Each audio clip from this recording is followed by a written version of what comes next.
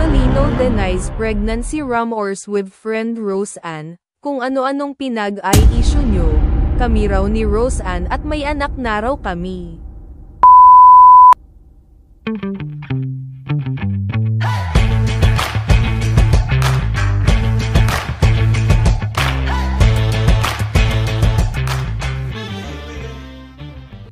Kung bago ka pa lang sa channel na ito, mag-subscribe na at i-click ang notification bell para updated ka sa bagong chika. Adik ba kayo? Tigilan nyo bisyo nyo. Mariing itinanggi ng actor, singer at award-winning charity blogger na si Megs Malino ang haka-hakang may anak daw sila ni Rose Ann.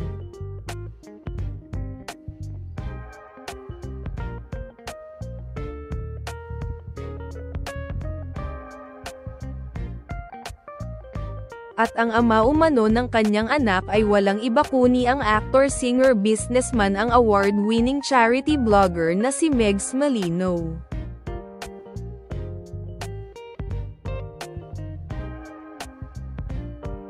Sa TikTok live ni Megs Malino nitong October 6, 2024, nakarating kay Megs Malino ang kumakalat na tsismis sa kanya. Makikita sa TikTok live na kumakain si Megs Malino kasama ang kanyang team nang may magkomentong netizen tungkol sa nabasa raw niya online na may lihim na relasyon ang actor, singer at award-winning charity blogger na si Megs Malino kay Rose Ann at may anak na daw sila nito.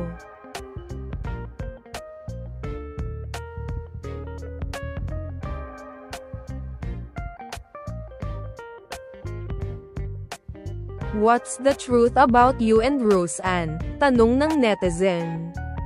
Labis itong ikinagulat ni Megs Malino. Aniya, hala, anong issue? Nang malaman niya ang konteksto ng issue. Nabuntis daw niya si Rose Ann, siya raw ama ng anak ni Rose Ann dinadala. Natawa na lang si Megs Malino sabay pagbabahagi nito sa kanyang mga kasama. Sabi niya, Kuya Mel, Megs Malino, road manager, sabi ng mga tao nakabuntis daw ako. Jowa ko raw si Rose Ann. Kasunod nito ay kinastigo ni Megs Malino ang mga nang-iintriga sa kanila ni Rose Ann.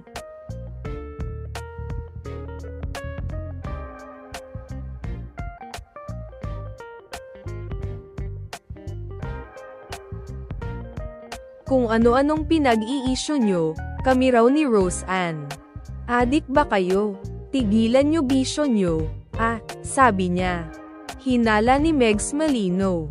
Ang balitang nakabuntis siya ay gawa-gawa ng trolls na pinagkakakitaan ang paggawa ng mga balitang hindi naman totoo. Himutok niya, yung mga trolls din naman, ano-ano hindi. Siguro for the views kasi. Siguro kumikita sila doon. So wala. Kung doon sila kikita. Ganoon talaga, grind nila iyon. Issue nila iyon. Bahala sila doon. Kadiri mga issue nyo. Kadiri yung mga taong naniniwala sa fake news.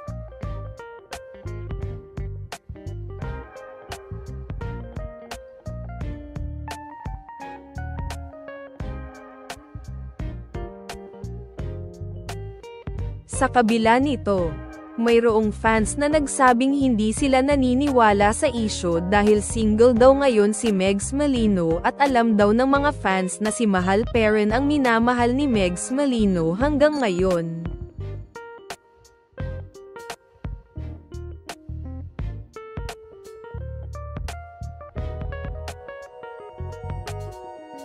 Bagay na labis namang ikinatuwa ng actor, singer at award-winning charity blogger na si Megs Malino.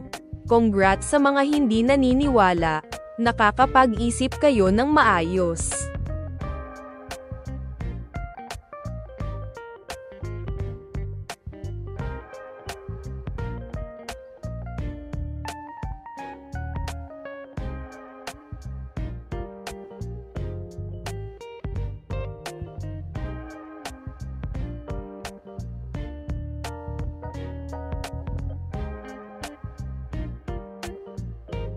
Kung bago ka pa lang sa channel na ito, mag-subscribe na at i-click ang notification bell para updated ka sa bagong chika.